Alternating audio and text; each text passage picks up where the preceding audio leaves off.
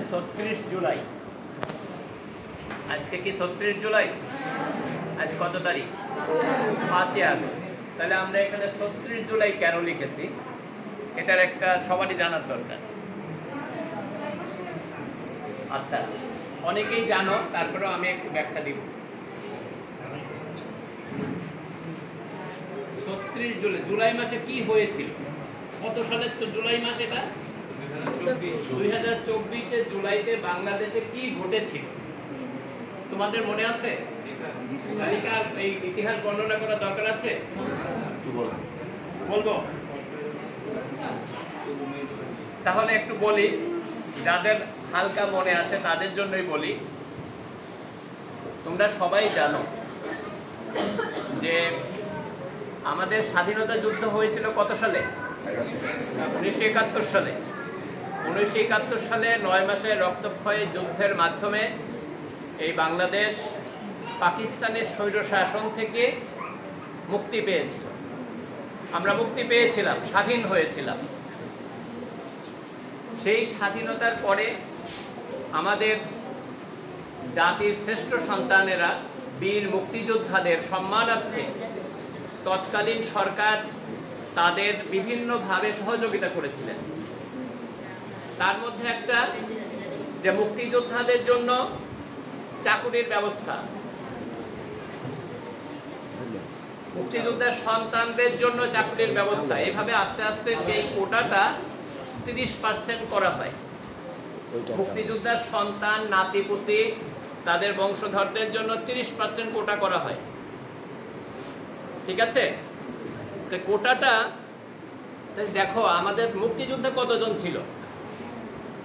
আমাদের অ্যাকচুয়াল যে মুক্তিযোদ্ধা সেই সংখ্যা আর বর্তমানের মুক্তিযোদ্ধার সংখ্যার মধ্যে অনেক পার্থক্য। যেমন দেখো, 1994 সালে বিএনপি সরকার যখন ক্ষমতায় ছিল তখন মুক্তিযোদ্ধাদের যে তালিকা করা হয়েছিল তখন মুক্তিযোদ্ধার সংখ্যা ছিল ৮৬,০০০। ঠিক আছে?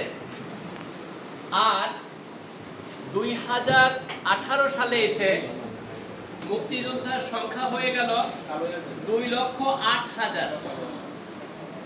ঠিক আছে?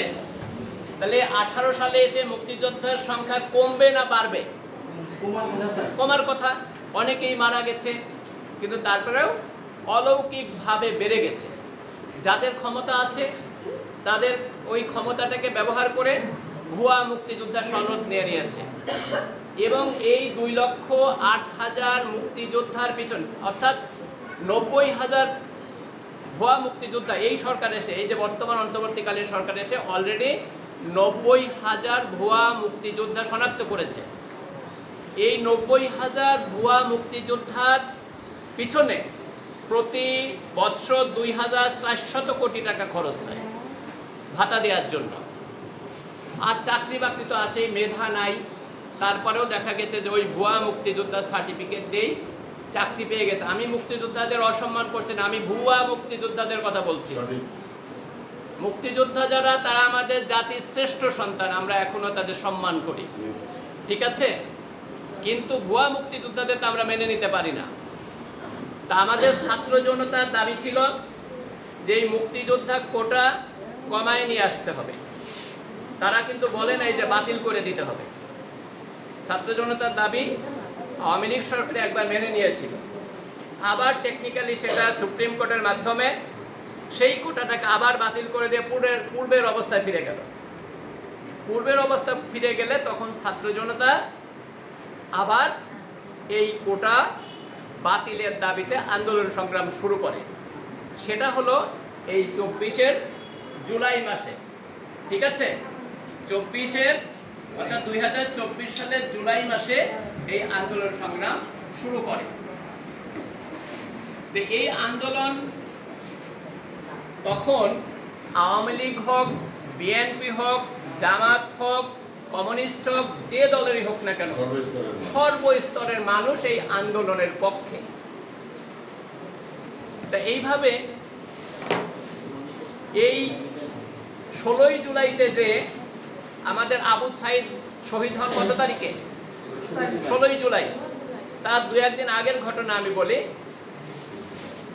14ই জুলাই আমার মেয়েটা তো ঢাকা ভার্সিটিতে পড়ে, ও আন্দোলনের মাঠেই ছিল। আন্দোলনের মাঠের থেকে ওই হলেও ফিরে যায় নাই, ও কোনো একটা কাজে বাড়ি চলে আসছে 14ই জুলাই রাতের বেলা ট্রেনে করে চলে আসছে। একেবারে কোনো জামা কাপড় কিচ্ছু আর ও পরনে যা ছিল সেইটাই, একটা ব্যাগও আনে নাই যে পরের দিন আবার চলে যাবে। তা আমরা পরের দিন 15 তারিখ যেতে দিলাম না, বললাম বাবা আজকে থাকো, কালকে যেও। 15ই জুলাই কি হলো আমরা দেখলাম, সারাদিন টিভি দেখতেছি, টেলিভিশনে দেখতেছি কি হচ্ছে, লাইভ দেখাচ্ছে বিভিন্ন চ্যানেল। ঢাকা বিশ্ববিদ্যালয়ে কি হয়েছে, ছাত্রলীগকে লাগিয়ে দেওয়া হয়েছে, পুলিশ ছাত্রলীগকে সহযোগিতা করতেছে। ঢাকা বিশ্ববিদ্যালয় একেবারে পুরোপুরি যুদ্ধক্ষেত্র। এক পার্টি দাবড়াচ্ছে আর এক পার্টি ঘরে ফিরে আসতেছে। আমরা হাহুতাশ করতেছি, আমার মেয়ে যতই ঘরে থাক, কিন্তু এই যে একটা পরিস্থিতি চলতেছে 4-5 ঘন্টা কোনো পুলিশ আসতেছে না ওখানে, তোমরা মরো। দেশের সর্বোচ্চ বিদ্যাপীঠের শিক্ষার্থীরা এই লাঠি সুটা রামদা পিস্তল নিয়ে দৌড়াদৌড়ি করতেছে, মারতেছে, কিন্তু এটাকে প্রোটেক্ট করার মতো, এটাকে থামানোর মতো কেউ নাই। কোনো ভার্সিটির কোনো প্রফেসর আসতেছে না, কোনো পুলিশ প্রশাসন আসতেছে না।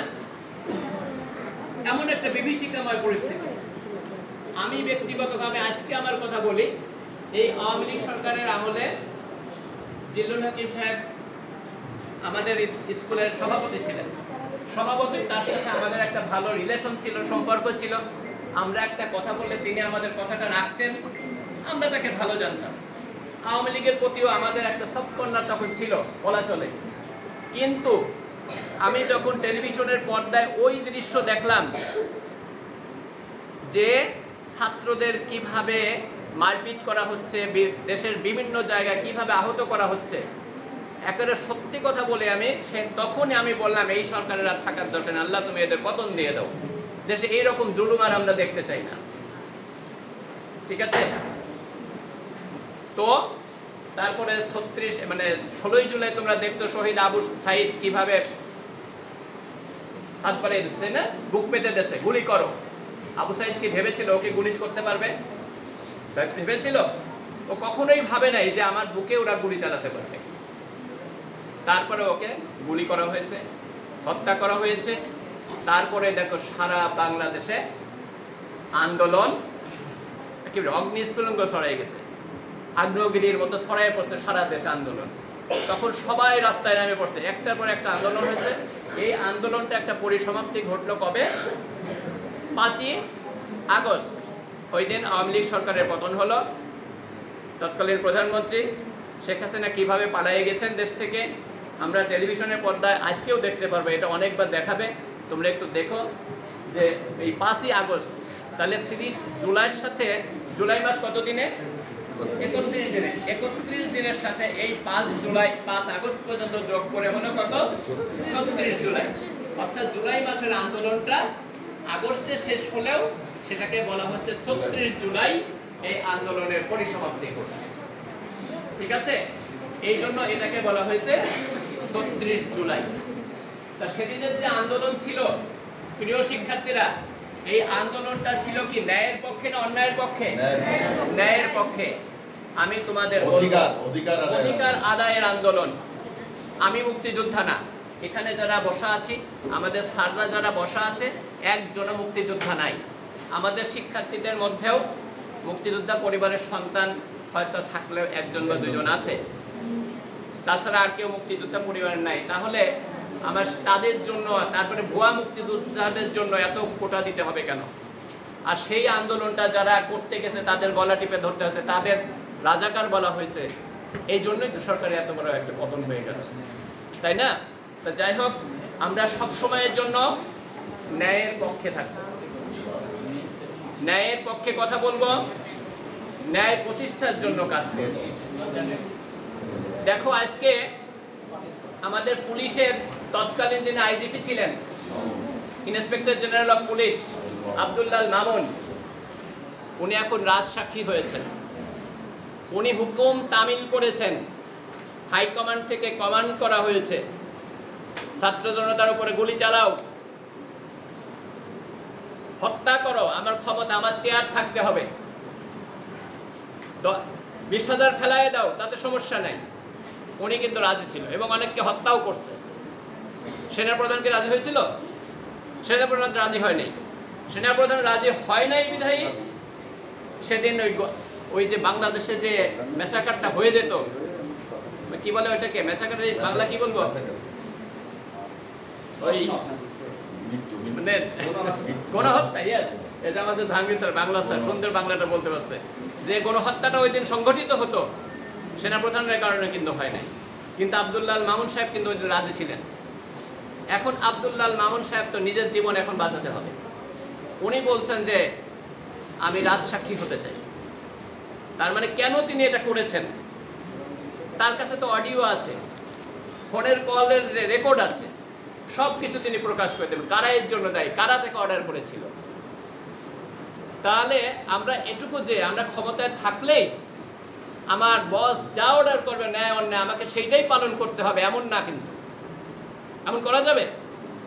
ন্যায় অন্যায়কে চিনতে হবে, ন্যায় অন্যায় চিনতে হবে, যে আমার বস অন্যায়টা করতে বললো আর আমি করব, সেটা করা যাবে না। সেনাপ্রধান করে নাই, উনি বাংলাদেশের মানুষের কাছে এখন স্যালুট পায়।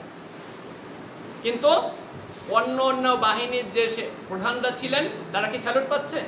তারা পাচ্ছে না, তাদের হ্যান্ডকাপ করছে, তাদের সব সম্পত্তি বাজেয়াপ্ত করা হচ্ছে, তারা সপরিবারে দেশ ছাড়া হয়েছে। তা প্রিয় শিক্ষার্থীরা, এটুকু তোমাদের আমি বোঝাতে চাচ্ছি, তোমরাও ভবিষ্যতে এরকম অনেক উপরে চেয়ারের আসন পাবা। কেউ এসপি হবা, কেউ ডিসি হবা, কেউ সেনাপ্রধান হবা, কেউ পুলিশের প্রধান হবা, হবা না? তোমরা হবা, কেউ ইয়নো হবা। যে ছোট থেকেই তো আস্তে আস্তে মানুষ বড় হয়। তোমরা এই ন্যায়ের পক্ষে থাকবা সবসময়, যে উপর থেকে আমার অন্যায়টা করতে বললো সেটা আমি করব, তা করব না। প্রয়োজনে চাকরি রিজাইন দিয়ে চলে আসতে হবে, তাহলে তোমারই জয় হবে। তা ঠিক আছে, আর কথা বাড়াতে যাচ্ছি না। পরিশেষে 2024 সালের এই জুলাইতে তাদের অধিকার আদায়ের জন্য যারা শহীদ হয়েছেন, মহান আল্লাহ তাআলার কাছে তাদের আত্মার মাগফিরাত কামনা করছি। মহান আল্লাহ তাআলা যেন তাদের শহীদের মর্যাদা দান করেন এই প্রার্থনা করছি। এবং যারা এখনো আহত হয়ে যন্ত্রণায় কাতরাচ্ছে, স্বাভাবিক জীবনে ফিরে আসতে পারছেন না, মহান আল্লাহ তাআলা যেন তাদের সুস্থতা দান করে স্বাভাবিক জীবনে ফিরিয়ে আনেন, এই কামনা করে আমি আমার কথা শেষ করছি। ধন্যবাদ সবাইকে।